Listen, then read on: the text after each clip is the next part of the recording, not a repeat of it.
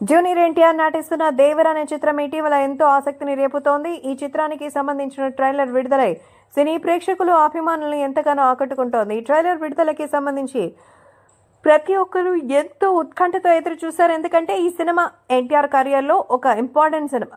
Trailer release తర్వాత అందరికంటే స్పెషల్గా కొంతమంది దీని గురించి చెప్పారు ప్రధాని నరేంద్ర మోదీ.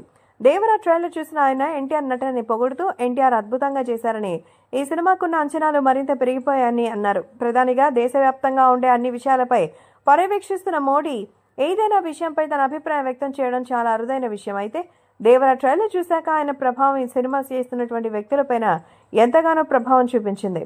ప్రధాని మోడీ చెప్పినటువంటి ఈ అంశం ప్రేక్షకులకి సంబంధించిన విషయంలో అయితే మరి అందరూ ఎంతో ఎక్సైట్మెంట్కి గురి చేస్తోంది.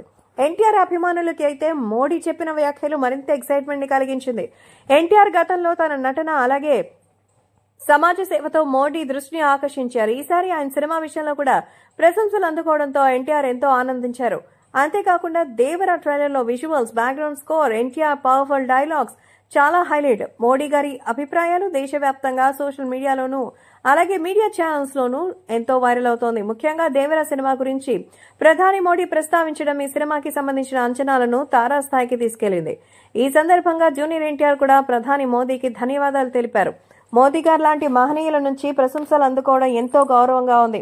దేవర మూవీకి సంబంధించిన మీ అభిప్రాయం నిజంగా మా చిత్ర బృందానికి చాలా ప్రోత్సాహకంగా ఉంది అన్నారు.